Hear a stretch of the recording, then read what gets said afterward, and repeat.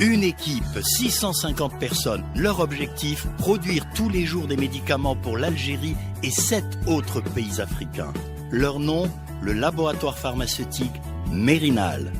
Plus d'informations sur www.mérinal.com. Pour Mérinal, votre confiance n'a pas de prix.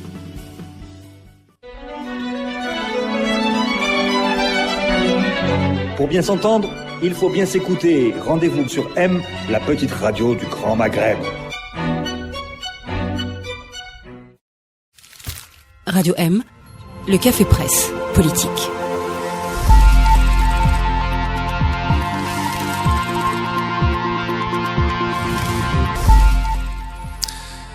Bonsoir à tous, bienvenue, nous sommes en direct sur Radio 1 pour un nouveau numéro du CPP, le Café Presse Politique, un CPP qui a lieu exceptionnellement samedi, retour à la normale à partir de mercredi prochain. Bonsoir Hassan Qadi. Bonsoir. Bonsoir Samir Larabi. Bonsoir. Vous êtes journaliste. Bonsoir Adel Mehdi. Bonsoir. Ça fait longtemps que vous n'êtes pas venu, votre dernière apparition ne remonte pas au 28 janvier, vous non? Elle remonte à bien avant. Alors, et pourtant je ne suis pas dans une résidence médicalisée. Voilà, on va vous expliquer après pourquoi on a parlé de cette date. On va commencer par le volet politique dans ce café presse politique.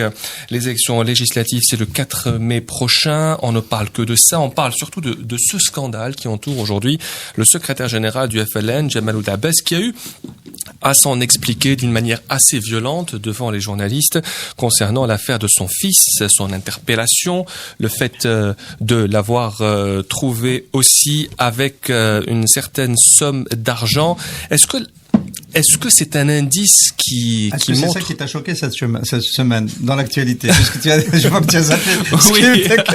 Visiblement, tu as fait ton choix. Voilà, comme ça fait longtemps que je suis pas venu, on oublie les fondamentaux de ce CPP. Et pourtant, je vous avais prévenu que la question aurait lieu. Est-ce que vous avez trouvé votre image de la semaine, Samir? Oui. Alors, c'est laquelle? Laquelle c'est j'ai fait une émission à vrai dire sur KBC. Ouais. C'est pas choqué, c'est-à-dire au contraire, c'est une belle image. C'est ça autour. Voilà, bien sûr, ça nous change. C'est sur un problème de développement d'une commune. C'est Théorir Terril, Adkar, Oulayat Béjaïa, qui ont, la semaine passée, il y a eu même une grosse manif, il y a eu plus de 1200 personnes quand même qui ont manifesté, qui ont dénoncé le blocage de l'APC, et j'ai invité, c'est-à-dire, le PAPC, et je m'attendais pas, tous les villageois, ils ont fait un data show, ils ont diffusé l'émission en public, les gens l'ont vu en public. Voilà. Si c'était sur une autre chaîne, ça m'étonnerait qu'il y aurait un data show. Et Hassan Qadi, qu'est-ce qui vous a marqué cette semaine? Alors, deux images, une triste et une plutôt positive qui nous donne de l'espoir. La triste, elle nous vient des États-Unis. Hier, le président Donald Trump a sorti son premier budget. C'est une horreur. Il y a même un conseiller républicain de l'ancien président Bush qui a dit que c'était un budget obscène.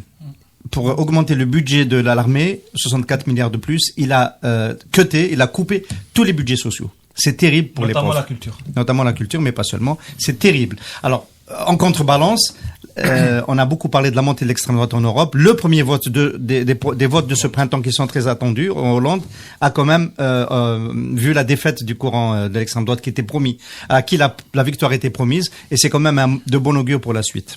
Il tient au moins ses promesses, le nouveau président américain. Qu'est-ce qui vous a marqué cette semaine, Adlan? Moi, une déclaration, une image. L'image, c'est l'information d'un énième raid israélien sur la Syrie. Aucune condamnation, alors que c'est une intervention militaire dans un pays souverain. On entend personne, quoi qu'on en dise sur la guerre et ce qui suit. La deuxième déclaration très, très étonnante, c'est monsieur Hamid Green, ministre de la Communication, qui dit que pour les prochaines législatives, l'Algérie, il a dit exactement ça lundi dernier, que l'Algérie serait prête à accueillir 1000 journalistes étrangers pour couvrir les élections législatives. Connaissant la politique autoritaire, arbitraire et complètement stupide de visa vis-à-vis des journalistes, des chercheurs et des hommes religieux étrangers en Algérie, cette déclaration est un peu incongrue. Voilà. Et nous allons parler dans la première partie du travail des journalistes pendant ces élections législatives, qu'ils soient algériens ou étrangers. Moi, ce qui m'a marqué cette semaine, c'est la scène assez incongrue hier à Washington, lorsque le président américain a refusé de serrer la main à la chancelière allemande dans le bureau ovale. Angela Merkel, qui n'a pas eu sa poignée de main ni avec le président américain, ni avec Abdelaziz Bouteflika, puisque la visite a été annulée. C'est un peu c'est un peu voilà. C'est un peu la transition qu'il a trouvée. Voilà. Et la transition est tout trouvée. Voilà, pour parler de politique d'abord. Donc voilà, pour revenir à ce que j'ai dit au début de cette émission sur cette campagne délétère des élections législatives, avec cette affaire de l'interpellation du fils du secrétaire général du FLN. La question que j'ai envie de poser, est-ce que la politique algérienne aujourd'hui est tombée aussi bas, Hassan Radi? Il y a un moment qu'elle traîne dans les caniveaux. Tout à l'heure, je discutais avec le responsable de l'agence qui a fait la campagne média pour le ministère de l'Intérieur. Vous savez qu'il y a des problèmes sur cette campagne. Bon, il dit il faut bien regarder que c'est pas le travail de communication qui est pas bon. C'est le rapport des citoyens à cette élection. Cette élection est décriée de partout. Et c'est ça qui rend, il a dit, c'est l'élection la plus difficile à vendre. Dans l'opinion. Alors évidemment, quand le premier responsable du premier parti en Algérie voit son fils interpellé avec, dit-on, 60 millions de dinars pour la partie en dinars et quelques dizaines de milliers d'euros qui correspondraient à du trafic d'influence pour avoir des sièges à l'Assemblée nationale, je pense que la messe est dite. Al-Watan a donné le chiffre de 60 millions de dinars et de 200 000 euros. Que pouvons-nous dire à ce sujet, Adel Mehdi, même si le secrétaire général du FLN a quand même répondu à la question d'une manière assez violente? J'ai discuté la dernière fois avec le Qadi Hassan et Qadi a été très choqué par ma réaction en disant à Qadi que c'est des pratiques normales, entre guillemets, mais pas dans le sens normatif ni moraux. Mais on sait tous que les places au niveau de certaines listes se monnaient. C'est comme ça. Sauf qu'avec, on est arrivé à un tel, on va dire, on est arrivé à un tel niveau un tel nivellement par le bas, moral, etc., que ça arrive à un niveau de Ould Abbas ou de sa famille. Parce qu'il n'y a pas que Ould Abbas ou le fils qui est impliqué. Moi, les informations que j'ai eues, que j'ai mis sur Twitter 2 jours avant, j'avais parlé de la perquisition à l'époque, et c'est pas les gendarmes, c'était des équipes de l'ex-DRS qu'on appelle le CSS aujourd'hui. C'est le CSS maintenant, c'est voilà, ça? Qui ont la coordination des services de sécurité, qui ont d'abord perquisitionné, et l'enquête suit son cours, mais selon les informations, il s'agit d'une somme d'argent importante en dinars et en euros, et surtout de documents inhérents aux élections, donc des listes électorales, des correspondances, des enregistrements téléphoniques, etc. Donc ça peut aller très très loin. Ce qui est impressionnant aujourd'hui, c'est que c'est un phénomène dont on a commencé à parler quand on a commencé à parler de la Shkara, la PN, etc., du temps de Saadani et même avant. Là, on voit que ça se généralise et ça touche une frange incroyable de la représentation, que ce soit aux APC ou la députation. La députation est une manière de socialisation par le pouvoir. Ça veut dire on a une certaine respectabilité, on gagne un peu d'argent, mais c'est pas important pour les gens qui sont là. Quand tu es député de Annaba, d'Oran ou de Djelfa, ça veut dire que tu peux avoir accès directement au ministre, ça veut dire que tu peux être un facilitateur. C'est ça, c'est pour ça que le prix est assez cher. Et n'oublions pas aussi l'immunité parlementaire que peut donner ce poste-là. Donc c'est des postes qui sont monnés de manière très chère. Et le cas Ould Abbas, au-delà de toutes les conjonctures dont on parle, qu'il est victime d'autres Liba ou d'autres, on va dire, clans, etc. C'est que, comme dit Qadi, voilà, il y a une chute très chère, c'est combien, très cher. Voilà, c'est ça dont on ne sait pas. Est-ce qu'il y a vraiment un barème comme a existé dans les années 90 et au début des années 2000, un barème pour les juges et les procureurs?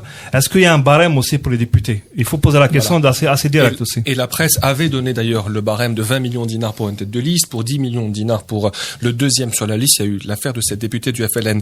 Sami Larabi, Adel Mehdi parle de nivellement par le bas. Vous qui avez couvert beaucoup d'élections législatives, est-ce que vous constatez que la situation est beaucoup plus compliquée qu'avant, beaucoup plus grave qu'avant? Oui, bon, il s'agit pas, j'ai pas seulement couvert les élections, mais j'ai aussi fait des campagnes et participé à des élections parce que je suis militant aussi d'un parti.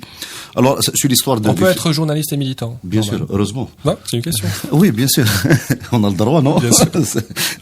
Alors, sur la question, c'est-à-dire c'est pas un secret de polichinelle, à vrai dire, sur les questions. Il n'y a pas que l'affaire Ould Abbas. Quand tu as les PDG des grandes entreprises, soit au niveau national ou international, ils sous-traitent, à vrai dire, c'est-à-dire dans les wilayas, c'est pas un secret de polichinelle. C'est tout le monde qui le dit, tel ou un tel responsable wali ou responsable politique. Ils sous-traitent ces questions avec leurs enfants, avec leurs gendres, avec leur entourage immédiat. Bon, pour l'histoire du fils de Ould Abbas, bon, pour le moment, je peux pas m'aventurer sur ça. Selon les infos, l'Ouatan, toute la presse parle de, c'est-à-dire avec 60 millions de dinars, 6 milliards de centimes, plus 200 000 euros. Je crois c'est une grosse somme qu'on peut pas la transporter. Rien que pour ça, c'est un sérieux problème. Par rapport au truc, c'est-à-dire, il faut savoir un truc. À la veille des élections, notamment les anciennes élections, hein, maintenant avec les signatures, c'est un peu moins. Tu as tous les entre guillemets, je m'excuse du terme, tous les bigarades du coin au niveau national, ils ont la liste de tous les partis politiques, ils choisissent, ils prennent des chambres, ils louent des chambres à la Liti, ou dans les grands hôtels d'Alger, ils font la porte de tous les partis. Moi, c'est des trucs que j'ai assisté, des gens... Que vous avez vu de vos propres yeux, ça, ouais. Non, c'est-à-dire, ils voulaient négocier avec moi-même. C'est-à-dire, je donne, j'étais pas seul, heureusement. Pour Batna, par exemple, à l'époque, il y avait quelqu'un qui nous a proposé 150 millions de centimes. Tu as un autre gars qui vient, il te... Alors, quand tu dis non, je ne sais pas, ça doit être de l'ab, lui, il prend ça pour de la surenchère. C'est sérieux. C'est un ancien PAPC d'une wilaya. Alors, ça doit être de l'ab. Pour lui, il rani ندير في les enchères. واش قال لي؟ وراس ولادي كما يقولوا. قال لي شوف رانا تزيري بيناتنا نتعرفوا شحال. قلت له وشنو شحال؟ قال لي شحال الدراهم؟ قلت له pour être candidat à la députation. Bien sûr. باش ندير له le parrainage. Voilà. C'est-à-dire يكون عنده le cachet. D'accord. شحال. Voilà. C'est-à-dire c'est une monnaie courante. Je vais aller plus loin. C'est-à-dire il y avait certains. C'est quelqu'un qui veut être indépendant, hein. Voilà. Bien sûr, bien sûr. Il a besoin de parrainage. Hein. Il a besoin de c'est pas d'une place sur la liste, hein. C'est différent. Non, c'est tête de liste. C'est-à-dire il vient pour qu'il soit tête de liste. Tête de liste. Pour lui, il peut passer, bien sûr. C'est-à-dire il fait la liste, il lui est tête de liste, c'est lui qui organise, c'est pas. D'accord. Et vous êtes arrivé à combien? Hein? Et vous êtes arrivé à combien? À 150. On est un petit parti, c'est pas. Ouais.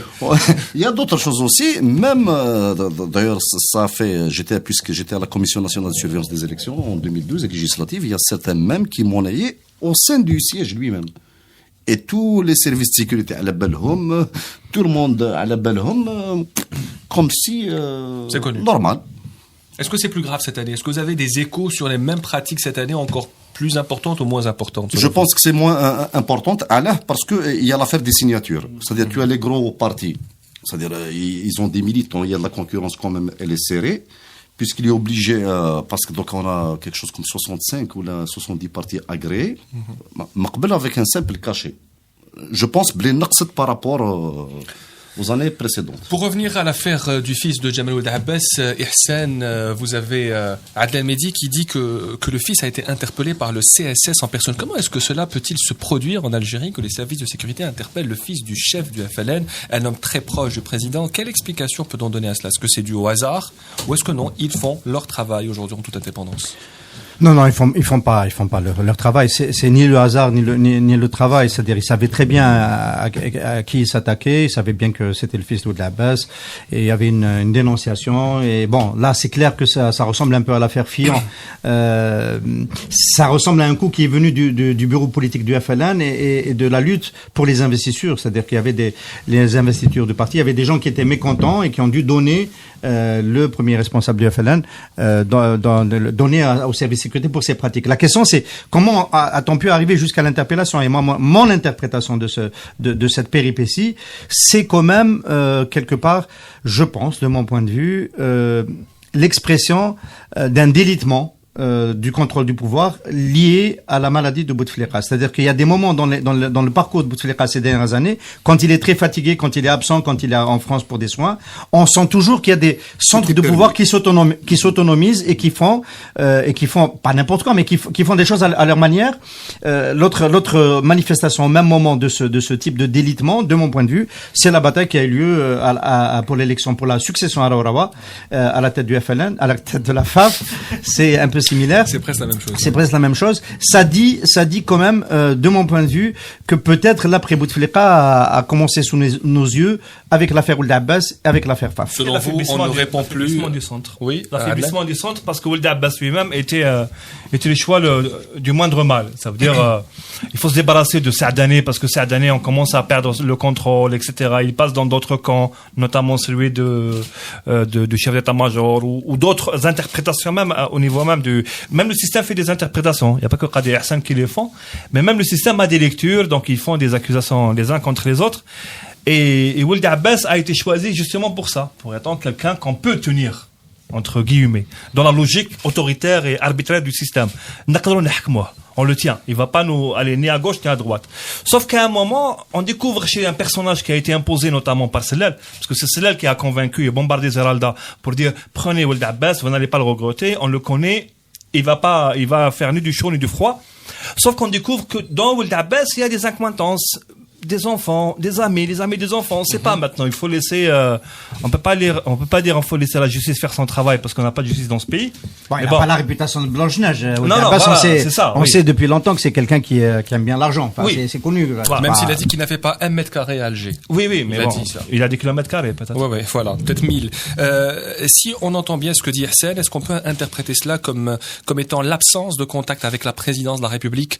Houston ne répond plus. C'est ce qu'on peut dire. Comment est-ce qu'on peut interpréter cela? Que le FLN agisse seul, qu'à la FAF on puisse attendre des contacts. Est-ce que tout cela, est-ce que toute la vie politique est liée à l'état de santé du président de la République?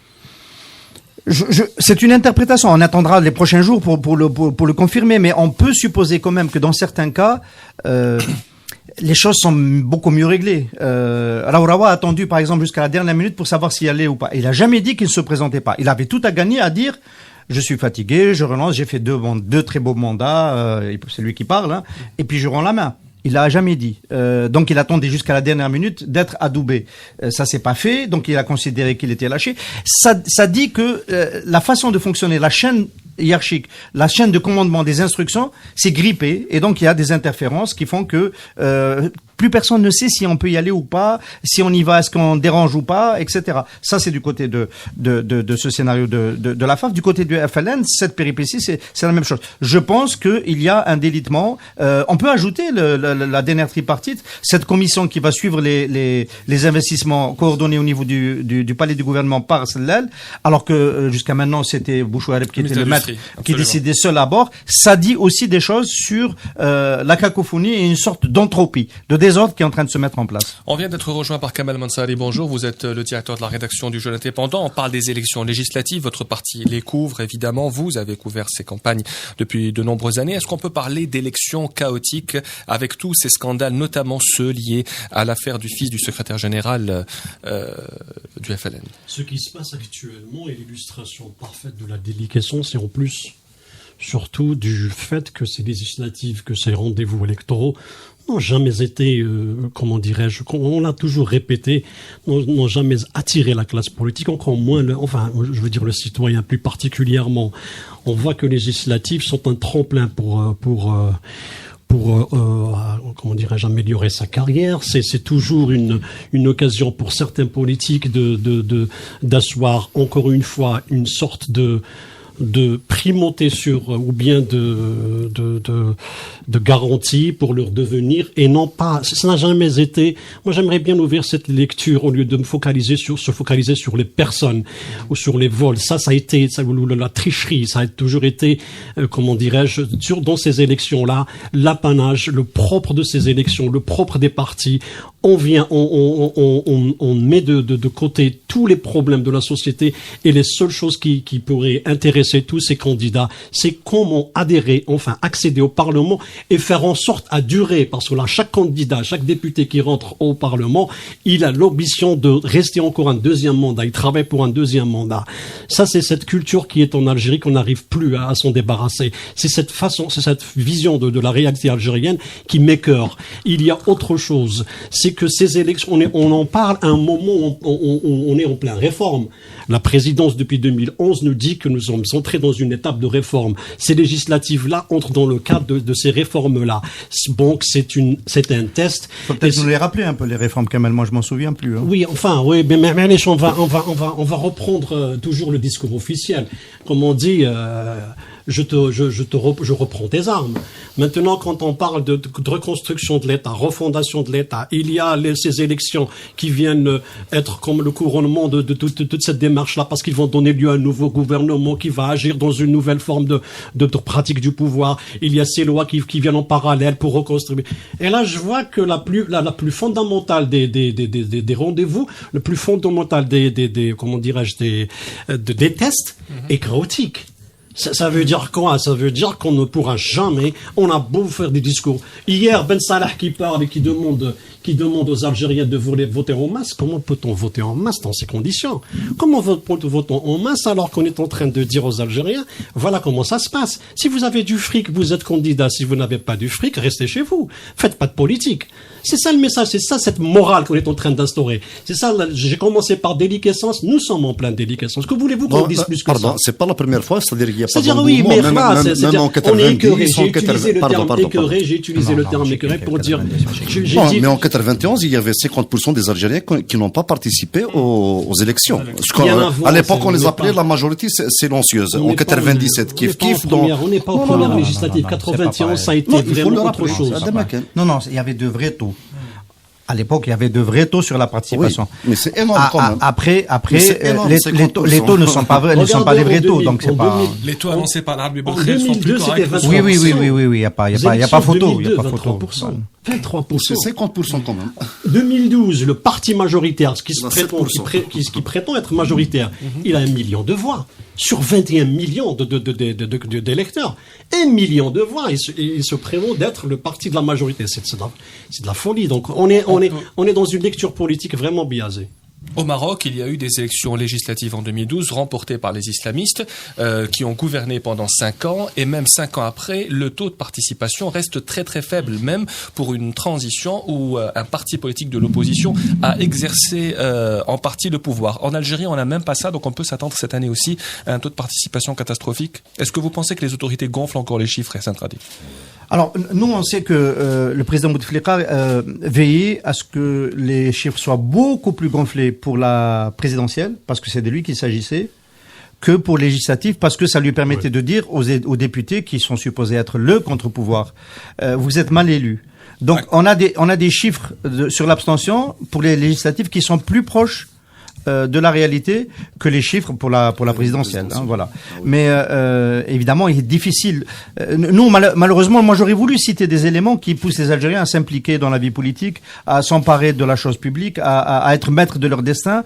Mais voilà, c'est très difficile. C'est très difficile de trouver des arguments pour leur dire il y a quelque chose qui se joue dans cette élection-là. Il faut être vigilant, allez voter. C'est très difficile. Maintenant, c'est le souci de ceux qui militent contre la démobilisation de la société, et la dépolitisation. Oui, la dépolitisation. Je trouve ce discours un peu méprisant par rapport aux Algériens, parce que tout simplement les Algériens savent que le vrai enjeu du pouvoir ou de la gouvernance, c'est pas le Parlement, c'est pas le député. En fait, les gens savent que il y a des enjeux, il y a des ficelles qui sont tirées ailleurs. Peut-être que c'est de la mentalité complotiste, etc. Mais quelque part, ils ont raison.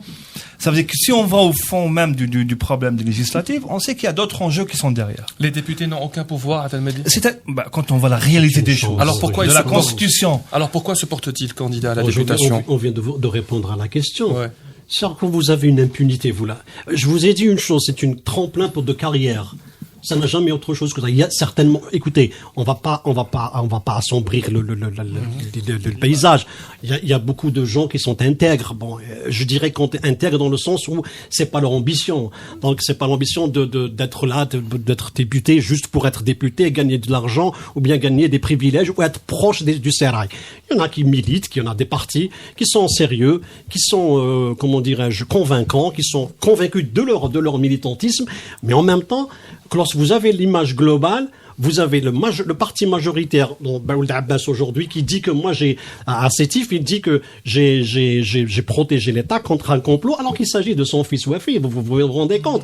C'est-à-dire même dans le discours, il y a une médiocrité. Il y a des enjeux. Et en même temps, ces élections-là se déroulent dans une crise économique où l'Algérien est plus préoccupé par son couffin que par autre chose. Comment voulez-vous que l'Algérien qui est en train de faire face à une cherté incroyable et qui pour moi est préméditée, alors on encourage, alors que Ben Salah lui dit votez en masse. Non, il votera pas en masse s'il a faim. S'il n'arrive pas à joindre les deux bouts face à cette crise-là, c'est pas la peine de lui faire. Il a pas encore faim. Non, je veux dire, attention. Ils sont lucides. Les gens sont lucides. On a 40 millions d'habitants. On a 40 millions d'habitants quand même. Pour revenir. Vous croyez que 40 millions d'habitants peuvent se permettre les prix? Oui. Pour l'enjeu, Hassan. Oui, l'enjeu. On peut pas dire qu'il y a juste. Il y a des enjeux politiques. Il faut jamais perdre de vue les enjeux. Il y a des lobbies. Il y a un lobby qui s'est constitué durant la dernière mandature. C'est le lobby des importateurs. Qui était puissant. Saadani en était l'expression la plus parfaite.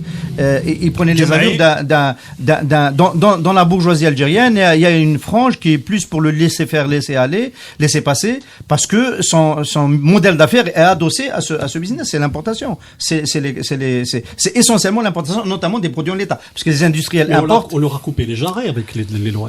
On leur a coupé. C'est la crise. C'est la chute du prix du pétrole qui les a mis en difficulté. Mais ce lobby, on a bien vu que Tléba a fini par se maintenir à Naba. On a vu que le président du groupe parlementaire du FLN s'est maintenu, qui est un gros importateur, s'est maintenu à Tebessa. Il n'est pas mort, ce lobby. Peut-être qu'il va devenir un lobby industriel en se transformant en investisseur en Algérie.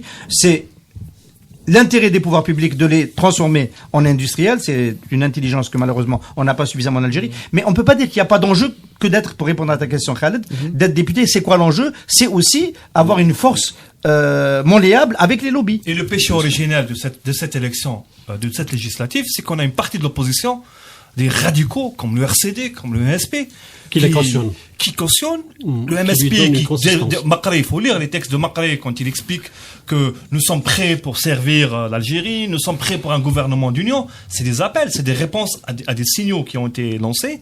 Et ils expliquent que eux, ils sont, appels de pied aux signaux, c'est des signaux. Non, ça veut dire l'enjeu aussi. Pardon, ça veut dire l'enjeu, c'est-à-dire on est en plein guerre de succession, c'est-à-dire le Parlement, les APC, les APUI, tout ce qui est institutionnel, c'est important dans la guerre de succession. C'est-à-dire il faut des équilibres. C'est-à-dire même les institutions, elles sont là, elles sont légitimes. C'est-à-dire pardon. J'ai interviewé Makré sur ça. Il me répond directement. Il dit nous sommes les fusibles. Mais nous voulons être les fusibles. Les islamistes ont toujours voté. Oui. Mais le RCD qui se retourne, c'est aussi étonnant. C'est pas. Mais pourquoi dire que c'est un retournement? C'est-à-dire c'est une organisation qui a ses militants, mais pourquoi participer devient un retournement?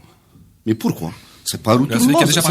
J'ai une dernière question pour rebondir à ce qu'a dit tout à l'heure Adlan, mais c'est une question posée à tout le monde. Est-ce que Jamal Ould Abbas en fait ne fait pas l'affaire en tant que secrétaire général du FLN? Est-il moins subtil, moins utile que son prédécesseur? Pardon, je peux commencer puisque. Oui, bien sûr. C'est-à-dire dans la réalité même, c'est-à-dire dans les partis, partis d'État ou c'est-à-dire bien intégrés. Nous assistons les dernières années. C'est plus les générations des militants d'abord en termes de génération. C'est plus le petit militant du FNE qui a fait la révolution, qui était jeune, pris en charge du NGA, qui a fait le parcours classique, bien formé, tout ça. Dans les partis politiques de l'opposition, c'est kiff-kiff. Chez les islamistes, ou le RCD, les berbéristes, les trucs, ils étaient jeunes militants à la fac, bien formés.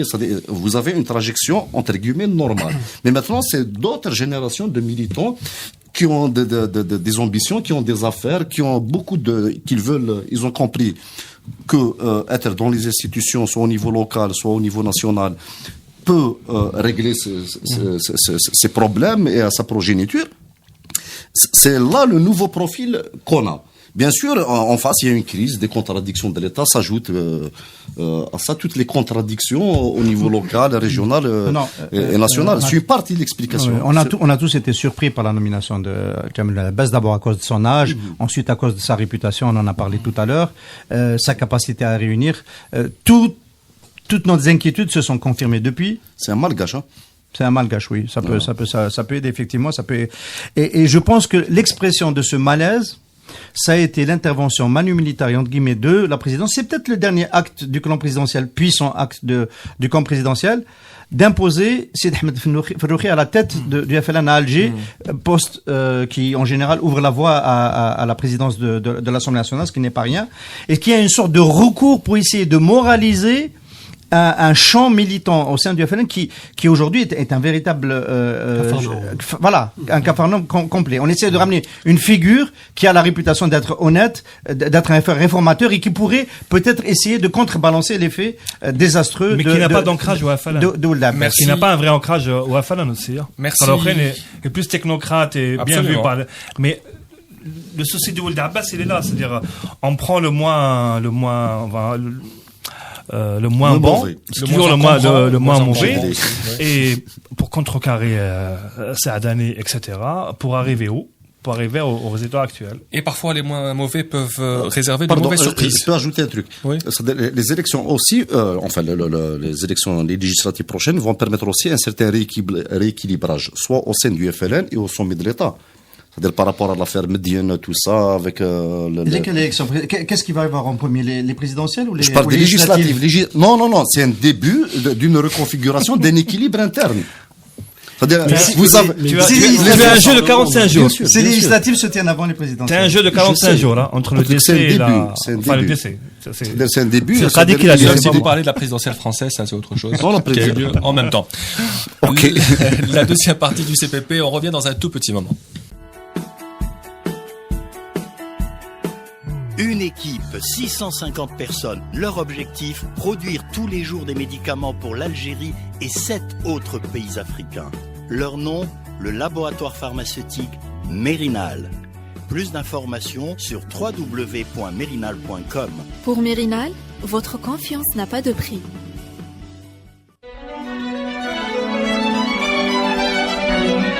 Pour bien s'entendre, il faut bien s'écouter. Rendez-vous sur M, la petite radio du Grand Maghreb.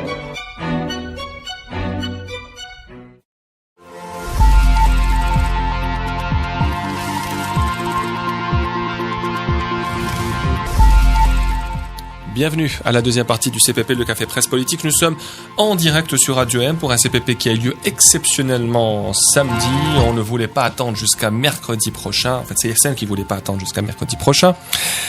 Bonsoir donc à nos invités. Je rappelle qui est avec nous aujourd'hui. Hassan Qadi, Sami Larabi, Adlan Mehdi, Kamal Mansari. Certains auditeurs me reprochent de ne pas les présenter. D'abord, ce sont des journalistes, hein, donc on est bien d'accord. Il n'y a que les journalistes qui ont le droit d'assister au CPP. On essaye un peu de faire bouger cette règle, mais pour l'instant, ça ne marche pas. Les journalistes de sexe masculin et féminin parfois, bien sûr, évidemment.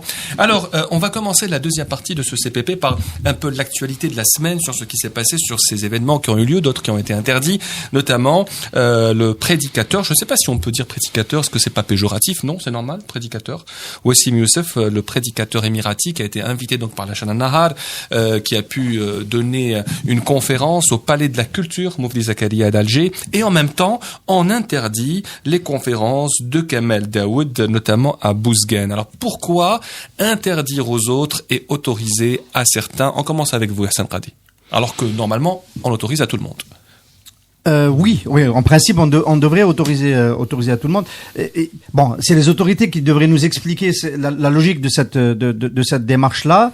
Moi, je note que on va parler de l'action de Nahar avec cette invitation pour Wassim Youssef dans le détail, mais pour ce qui est de la partie kabyle, il pleut toujours là où c'est mouillé, c'est-à-dire les interdictions. On est dans l'anniversaire le centenaire de la naissance de Mouloud Ma'amari. Les autorités veulent célébrer cet auteur anthropologue de taille mondiale, qui a beaucoup servi le champ scientifique en Algérie, et on fait exactement la même chose que en 1980. On interdit des conférenciers en Kabylie. On se rappelle que le printemps 80 a démarré suite à une interdiction d'une conférence de Mouloud Maameri à l'université de Tizi Ouzou. C'est à ne rien comprendre. Alors s'enchaîne une autre interdiction. Il y a eu une première, il y a une deuxième, celle qui touche Kamal Daoud et un activiste apparemment à Kesh que je ne connais pas très bien, à Kouch que je ne connais pas très bien, donc invité par une association à Bouzgane. Il y a des raisons de s'inquiéter sur la démarche. Est-ce qu'on n'est pas en train de vouloir remettre au printemps la Kabylie à feu et à sang? Samuel Arabi, vous en savez un peu plus que nous sur ces conférences interdites à Bouzgane. Comment? Pourquoi? C'est-à-dire, bon, il y a un petit changement. Par exemple, pour le cas Akouch, par exemple, l'année passée, il a animé déjà une conférence. Il avait un bouquin et une conférence. Il a été l'invité du Café des Tireurs d'Elixir. Il y avait beaucoup de monde, Farmdan. C'est-à-dire, ils ont organisé des soirées. C'est-à-dire, l'activité s'est passée le plus normal du monde.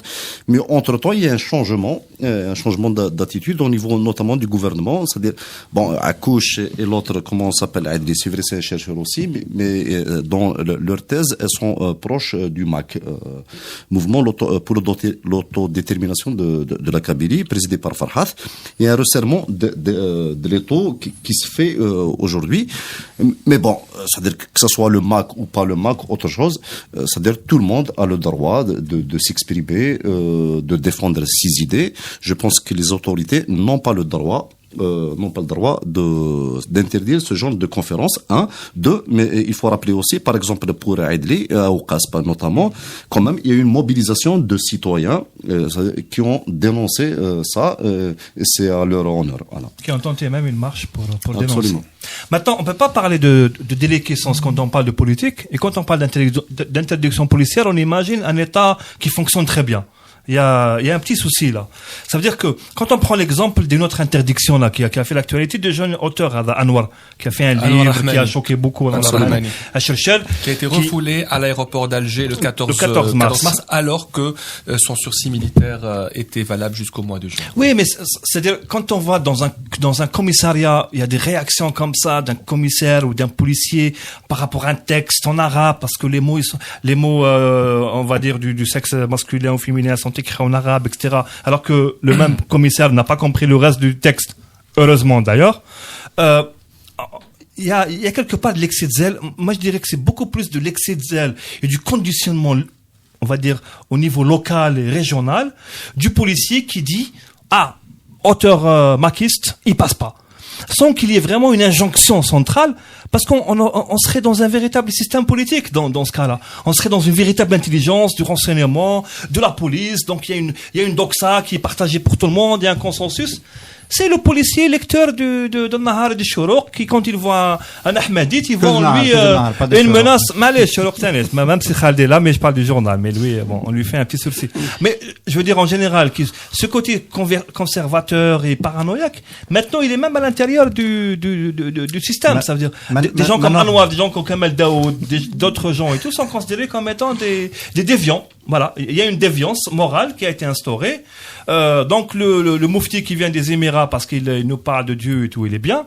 Mais un Algérien qui a un tout autre discours un peu plus différent devient un danger. Mais comment expliquer le fait que les autorités algériennes qui disent être disposées à célébrer, à participer aux célébrations du 100e anniversaire de la naissance de Mouloud Maameri, comment est-ce que ces autorités en même temps interdisent ce genre de conférences? Je vais reprendre le terme de Adlan qui parle de consensus. Il y a des choses, il y a des thèmes, il y a des thèmes qui font recette en Algérie et d'autres qui ne font pas recette, ou bien des personnes qui font recette et d'autres qui ne font pas recette, qui font pour reprendre le terme consensus, il y a un consensus. Lorsque vous prenez par exemple un prédicateur comme Wassim, il a sur Twitter ou bien il attire en Algérie. Prenez l'Arifi qui a 10 millions de followers sur Twitter, 5 millions, la majorité sont des femmes. Donc inviter un prédicateur pareil, on sait que ça fait recette. Et en plus, dans une chaîne de télévision qui a fait de ce genre de produit son contenu phare. Enfin, elle investit dans ce genre de créneau qui pour cette chaîne-là, ça rapporte par rapport à une conférence qui pourrait susciter je sais pas moi, de l'animosité quelque part en Kabylie. Je ne sais pas si le discours maquiste est fait recette. Globalement, tout le monde acquiesce ou tout le monde adhère à ce processus. Je crois que s'il y avait vraiment une population qui était d'accord avec la démarche, je parle du maquiste et non pas de Kamel Daoud. Kamel Daoud était là pour un but littéraire, vraisemblablement, contrairement à Karim Akouch, qu'on sait très bien qui est vrai militant. Donc c'est ça. Donc l'excuse de la Daïra était que le centre culturel était en travaux. On lui a demandé d'aller à Ouizzghen à côté et puis il est allé chez l'association qui l'a invité Nouane pour qu'elle trouve une autre salle. Ça n'a pas. Donc voyez-vous, je pense pas que Kamel Daoud a été visé, mais comme on dit. Un dommage collatéral pour revenir à ce qu'a dit Aden Mehdi. Est-ce que quand on est maquiste aujourd'hui, on le paye cher, on n'a pas le droit de faire des conférences, notamment avec Kamel Daoud? Ça dépend. Il y a des régions où le MAC, par exemple, c'est-à-dire il fait ses activités. Ouais. Ça dépend des rapports de force au niveau local. Par exemple, le MAC existait au CAS, mais il n'est pas assez puissant. Il existait, je ne sais pas si Daesh, mais c'est pas. Ça dépend des localités, à vrai dire. Ouais. Moi, ce qui vraiment m'embête dans tout ça, c'est que il y a dans la démarche d'inviter Wassim Youssef par Nahar, c'est expliqué par le directeur de Nahar, une volonté d'installer, de promouvoir en Algérie un courant d'islam modéré qui chasse sur le terrain des salafistes et essaie de les radicaliser. C'est assumé, hein. Essaie de les marginaliser, pardon, ils sont déjà radicalisés. Et le problème, c'est que ce discours sur les faits de société, qui se veut être plus ouvert. Il y a d'abord un premier problème. Pourquoi il n'y a pas une expression algérienne dans le champ religieux qui le porterait? Ça, c'est le premier problème. Des chouyours algériens qui le porteraient et qui seraient, peut-être plus près de la société pour le dire. C'est le premier problème. Le deuxième problème, c'est que dès qu'on a un discours modéré sur les pratiques sociales dans l'islam, on est, en même temps, c'est quasiment concomitant. On est mal hakm. Il ne faut pas se révolter contre Wassim Youssef, il a passé son temps à nous dire alignez-vous derrière Bouteflika. Et un Émirati qui vient de me dire vous avez un régime magnifique et il faut surtout pas vous tromper de combat, être derrière lui, etc. Ça ne peut pas marcher, ça va ensemble. Ça discrédite. S'il dit des choses intéressantes sur le plan sociétal, s'il dit on peut manger la slabia tabou farik, enfin c'est un gag parce qu'il nous a autorisé à la manger à la rupture du jeûne Fermdan. Et il se veut être ouvert. Je suis désolé. Et si après il a un discours de soutien du régime, ça marche pas. Alors de l'autre côté, tous les gens qui ont un discours effectivement différent et à ce moment-là iconoclaste sont interdits du champ d'expression. On est on est en train de renouveler les bêtises qui ont toujours amené le soulèvement contre l'autoritarisme. Ils sont pas interdits du champ, ils sont pire que ça. C'est-à-dire, on a des gens comme les cheikhettes, comme les imams algériens qui sont dans la fédération des imams du Sahel, qui font un travail incroyable de modération au Sahel et tout, etc. Mais ils sont tolérés par le régime, dans le sens où ils sont utilitaires pour le régime. Pour cette conjonction-là. Parce que la religion, c'est comme le reste. La religion, d'Intel Islam, c'est comme la révolution, c'est comme l'histoire de la révolution. C'est du monopole d'État. On ne touche pas à ça. On laisse pas le privé, entre guillemets, ou l'intelligence qui n'est pas apparatique, qui n'est pas dans le sens du pouvoir, toucher à ça. Donc, dans le sens où ces expressions modérées et intelligentes sont en Algérie, et il y en a beaucoup. Merci.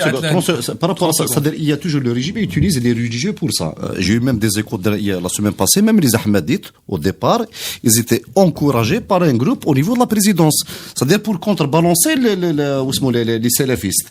Et les Ahmadites, ils disaient qu'il faut être derrière le hakim, derrière l'autre. Mais à un certain moment, on fait des missions, donc, là, on décide de les liquider. Donc, Ahmadit ou Abbas, même destin, à la fin. Rapidement, c'est-à-dire, moi, je rejoins ce qu'a dit Al-Qadi. Hassan, c'est le fait de chercher pourquoi ne pas puiser sur nos chouyours. Nous avons l'association des Oulamas, elle a toujours démontré qu'elle était une association modérée, n'a jamais été sous la coupe des salafistes. C'est-à-dire que c'est le réservoir, nous l'avons. Pourquoi aller chercher quelqu'un? Moi, je vous dis une chose, si vous allez au golf, c'est pas quelqu'un qui fait recette, c'est pas quelqu'un qui est célèbre, il y en a d'autres qui sont plus forts que lui. Donc, quand on veut faire une référence de nos modérations, ce n'est pas certainement lui. Il y a d'autres, vous les trouvez dans les courants sont proches des frères musulmans, quand vous les trouvez des gens salafistes, quand vous les trouvez qui sont indépendants. Mais ce n'est pas lui.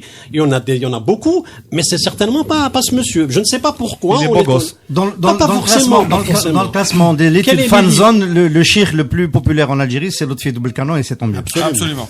Et pour l'anecdote, eh bien, figurez-vous que le président de l'association des oulémas algériens a un chien de compagnie chez lui. Et lorsque la journaliste, une consort de Cholour, lui a posé la question, dans l'islam, il faut pas avoir un chien à la maison, il lui a dit non, ça c'était avant, maintenant les chiens, il y a des produits pour les nettoyer. Bah oui, c'est une anecdote assez intéressante. De l'islamisme des prédicateurs, on passe à l'islamisme politique qui est pratiqué maintenant depuis 5 ans au Maroc, même si on peut parler d'une cohabitation. Et aux affaires depuis 5 ans.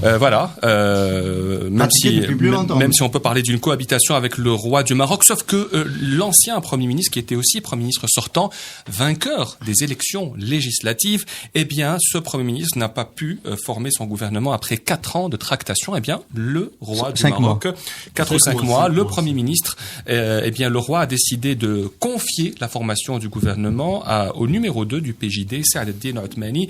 Comment peut-on aujourd'hui interpréter cette décision royale, Hassan?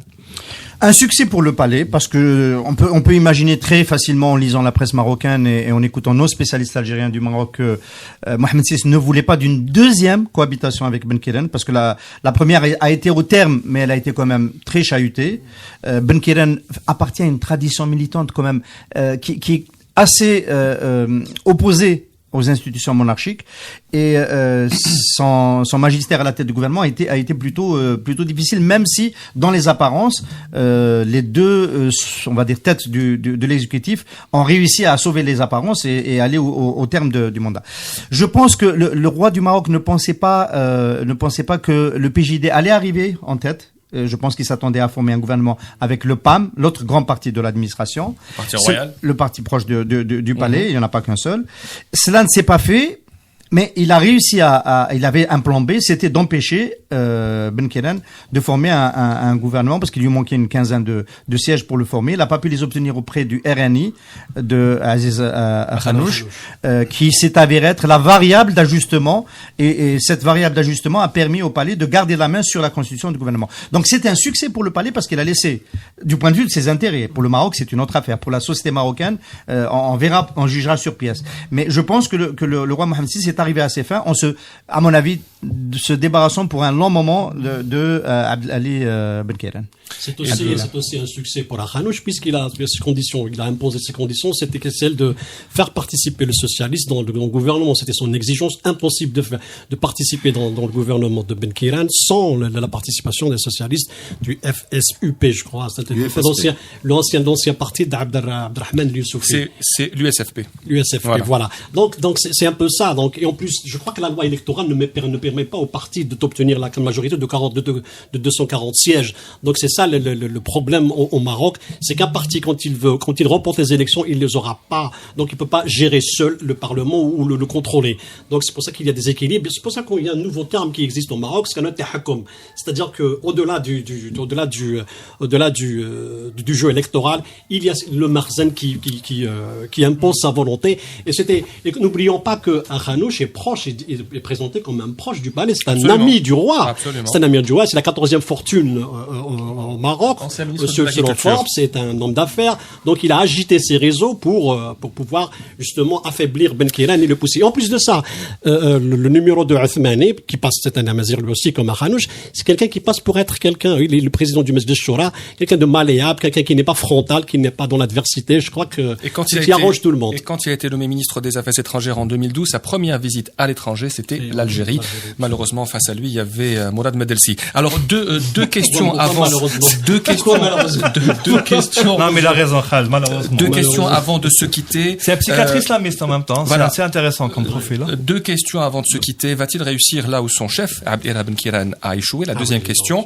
Est-ce qu'il peut prendre une initiative, lancer une initiative de réconciliation avec l'Algérie, comme il a tenté de faire en 2012 en tant que ministre des Affaires étrangères, ou est-ce que dans ce cas-là, il y aura toujours la main royale sur lui? Ça le dépasse. Je pense que ça dépasse le PJD, ça dépasse tout le personnel politique, enfin les partis, certains partis. Je pense aussi que les régimes arabes, enfin entre guillemets arabes, soit au Maroc, en Algérie ou ailleurs, ils ont compris, ils ont appris avec le temps à gérer ces partis, ces mouvements islamistes. Ils ont compris, c'est des mouvements aussi en pleine crise, et ils ont de l'aspiration, de l'ambition. Ils ont compris ça, comme Boutef d'ailleurs. C'est-à-dire, il a pu quand même coopter. Il y a un personnel, c'est-à-dire, il y a le personnel. Il est là. Ça a commencé avant lui. Hein. Et oui, bien sûr. Bien sûr. Hamas a été au gouvernement d'union. Absolument. Mais le gars qui a bien achevé la chose, c'est lui. C'est dans ce sens. Oui. Moi, je voulais quand même noter quelque chose. Mohamed VI est resté dans les clous de la Constitution. Il a nommé un chef du gouvernement dans la formation qui a gagné les élections, qui est arrivé en premier. Et après l'échec, il reste dans le même modèle, c'est-à-dire qu'il prend une autre personnalité du même parti politique. C'est-à-dire que là, il accuse l'échec, il le fait porter presque personnellement à Benkiran. Il n'a pas changé, parce que reconstruire une autre majorité autrement, c'est d'aller vers le deuxième parti, considérant que le premier ne peut pas gouverner, ce serait le PAM. Il peut se garder cette carte-là, mais il l'a pas utilisée. Donc tactiquement, il est dans le respect des institutions. Mais ça, c'est pour le formel, parce que il est pas certain. Il n'est pas certain qu'en affaiblissant le PJD, parce que là, le PJD va être divisé entre ces deux pôles. Hein. Les pro-Benkiran ne vont pas beaucoup avaler cette solution qui leur est imposée de l'extérieur. C'est pas eux qui ont choisi de changer de leader et de chef de gouvernement. Donc, d'affaiblir le premier parti du pays, c'est pas nécessairement une démarche, à mon avis, fertile, compte tenu du contexte de plus en plus difficile que traverse le Maroc depuis un peu plus d'une année. Mais il faut écouter. Moi, j'ai écouté la réaction de Benkiran après sa destitution par le roi. Vous parlez de destitution, Kamal Mansari. Remise de mandat. Oui. Ouais. Non, le mandat qui lui a été donné lui a été retiré. Le parti a gagné. Quand on voit qu'on remplace, comme vous l'avez dit, un homme par un autre homme, il est où le problème? Donc c'est un problème d'homme. Donc le roi a été gêné par Benkiran. Il ne faut pas oublier que le PJD garde quand même une réputation intacte. C'est-à-dire il a un ancrage populaire. Il est très aimé au Maroc. Donc il a régi sa base électorale. Il n'a pas été mouillé dans des affaires de corruption qui sont les grands thèmes au Maroc, le grand problème. C'est-à-dire que quand j'ai entendu sa réaction, parce qu'aujourd'hui il devait se tenir le congrès du parti, une réunion extraordinaire du parti, tout le comité, le directoire du parti avait cautionné la décision du roi en dépit de quelques réserves de certains des dirigeants du parti, et ils ont dit tous que Othmani représentait le consensus. Il a été le candidat du consensus. Khanouch a déjà dit qu'il était disposé à rediscuter. Voilà, donc entre autres, on voit que au Maroc, on n'avait pas un problème de programme. Il y avait un problème, je crois, d'homme, et c'est comme vous l'avez dit, forcément, c'est l'homme qui gêne la démarche probablement à l'avenir, parce que c'est un homme qui a de la gueule, qui est charismatique, qui est plus populaire. Il a de bons discours, contrairement à Othmani, qui est plus calme, plus pondéré. Donc je crois que c'était le candidat parfait pour calmer le jeu dans cette transition, parce que aller vers une confrontation avec le palais royal était risqué pour le PJD. Et ça sera le mot de la fin. Merci à vous d'être venus aujourd'hui pour ce café presse politique. Merci Kamal Mansari, merci Adlan Mehdi, merci Sami Larabi, Ihsan Qadi. Merci à vous tous. Vous retrouvez comme d'habitude les podcasts du CPP sur le site radio-du6m.net. On se retrouve mercredi prochain à 18h en direct. Une équipe, 650 personnes. Leur objectif, produire tous les jours des médicaments pour l'Algérie et 7 autres pays africains. Leur nom, le laboratoire pharmaceutique Mérinal. Plus d'informations sur www.mérinal.com. Pour Mérinal, votre confiance n'a pas de prix.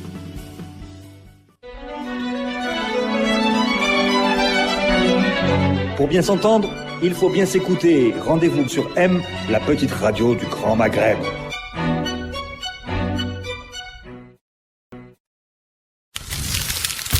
Radio M, le café presse politique.